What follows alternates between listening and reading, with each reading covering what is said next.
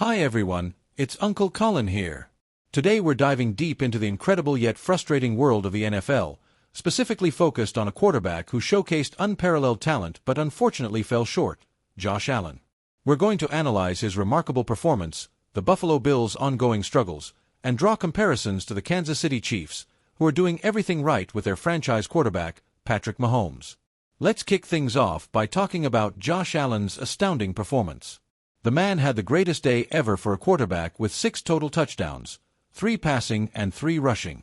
That's a feat that hasn't been accomplished in a long time. Yet, despite his heroics, the Bills lost. It's a tough pill to swallow, but this has become a recurring theme for Buffalo. They've been wasting Josh Allen's immense talent for far too long. To illustrate this point, let's look at the stats from their recent matchup against the Rams. The Rams nearly had 30 first downs. They were an impressive 11 of 15 on third down, nearing perfection in the red zone with over 38 minutes of time of possession. That's dominating a game. On top of that, the Bills had a punt blocked. It's frustrating to watch because amid Allen's brilliance, the team as a whole couldn't deliver a win. Now, let's talk about Matt Stafford. He did whatever he wanted on the field. Have the Bills ever considered rolling coverage over to a guy like Puka Nacua? It felt far too easy for Stafford, yet again raising questions about the Bills' defensive preparation. It almost makes one wonder if the Bills were using a scout team instead of a starting defense. Josh Allen is the greatest quarterback talent I've ever seen. We're talking about a player who has better raw talent than both John Elway and Patrick Mahomes. Even Andrew Luck, who also had a prodigious arm, couldn't do what Allen is capable of. At 6 feet 5 inches, 255 pounds, with a cannon for an arm, Allen has produced over 400 passing yards in games 11 times. And yet, his record in those games? A mere 5-6. This franchise continues to let him down. Sure, the head coach, Sean McDermott, is good, but he hasn't proven himself to be a championship coach, especially when comparing him to Super Bowl winning coaches.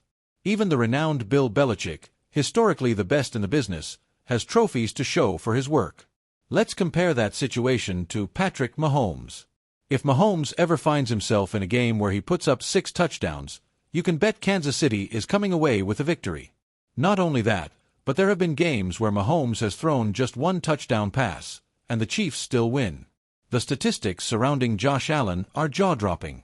He can't just scramble for 9 yards. If he's in trouble, he'll scramble for 39. And his deep throws. He doesn't just throw 40 yards on a line. He'll zip it 58 yards into a tight window. It's a once-in-a-lifetime talent we are witnessing. But here's the kicker.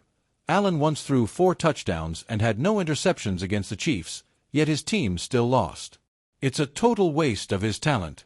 Blame whoever you want, be it the owner, the GM, or the coaching staff, but it appears that the franchise is still stuck in a cycle of mediocrity.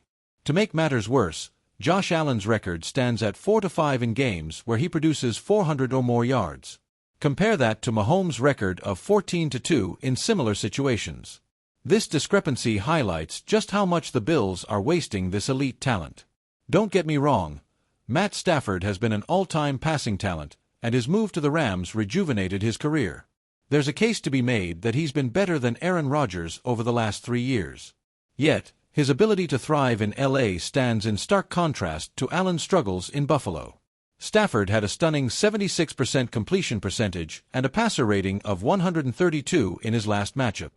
But, in the same breath, the Rams made Josh Allen work harder for every yard, consistently forcing him into tight windows.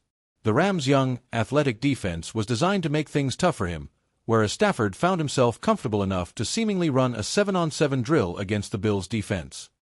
I'm going to tear you up on the TOPS edition. You're going to share with us the blueprints for beating the kids to Chiefs. Closing in on playoff time, and we're starting to talk about some of the teams that are going to be in the playoffs and what the blueprint is to beat them. Fun's the mornings. Coaches would come in and lay out what the plan is for this week. It is how we start this Wednesday meeting on a Sunday morning. We don't let the arrow on the side of the helmet beat us. We are not going to let the oar of the quarterback on the head coach beetles before the game starts.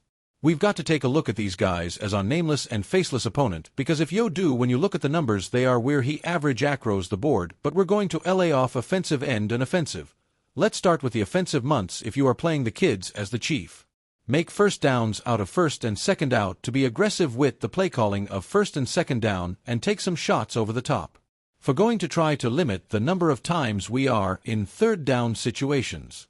Steve is excellent at developing plans to attack you on third down, and when we are in third down, number 2, we are going to mix about. We're going to mix that up and limit some of the packages that they can do, some of the different fronts to get into on third down. We're going to run the ball on third down over going to run it at least twice, and when they GE into their exotic friends, ITI hard to get the run game and that way, so we are going to be aggressive at calling runs on 3rd and 6. We are going to call our blitz beaters first, but our let's beaters are always going to be first.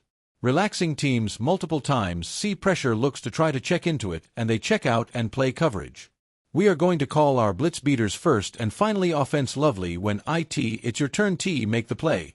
Make the play, we are going to have opportunities, and we will have a chance to make it run or whatever, but whatever it is when your number is called, you've got to go out there and make the play offensively. When you talk about being on schedule, getting the first downs, then you are playing you game because of what we have installed in practice all week. That is not one you want to PLA offense the play because we genius he is, and they can comma you from a pressure standpoint, but also what you talk about going no huddle. You talk Abu getting them to be in a rush early, and you address that, and we think it is a great plan. Defensively, here is our plan. You're going to contain Isaiah Pacheco. He's not going to beat us. How are we going to do that?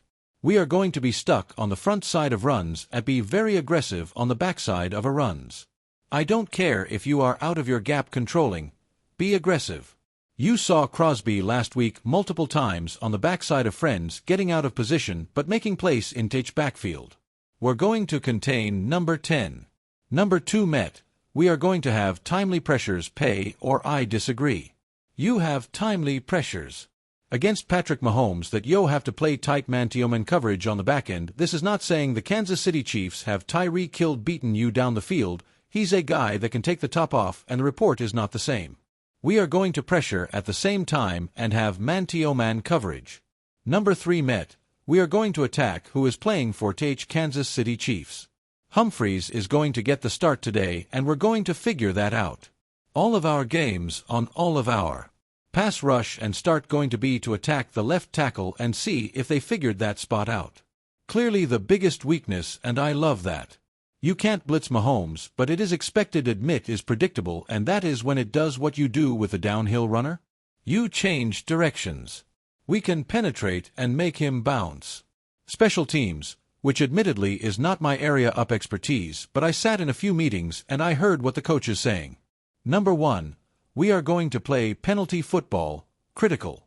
In special teams, they have the ball down inside that to make ends up being down for the field position. You're not going to get that battle positionally. Number 2, Kansas City has done this incredibly well all year, but going against that we've got to find a way, whether it is a punt return, a pod block, or a field goal block. We've got to find a way to shorten the game to change the procession to get a short field opportunity or put that thing in the end zone ourselves. Or this is the thing that I think is most important. Good things happen to those who run them on special teams. All about effort. Kansas City does an excellent job of playing with great effort on special teams, and you've got to match that. You've got to eat up space in the return game and be out there flying, so those are the 3 must for special teams. Forced Kansas City to kick field goals, and I know it is easier said than done. It was just on their practice squad. He's on IR, and now they're going to get Buck Urbach, but as it gets colder and the bulk it's stuff of the kick, they have to attempt some long fields. And the final thing I would say is I wouldn't have this conversation in front of the whole team, but I would talk to the quarterback, and I would tell to my offensive quarterback, and I would say, listen, if we get leak, we are going into form an offense. We are taking the clock under 5 seconds every time we snapped at it. We are going to shorten the game.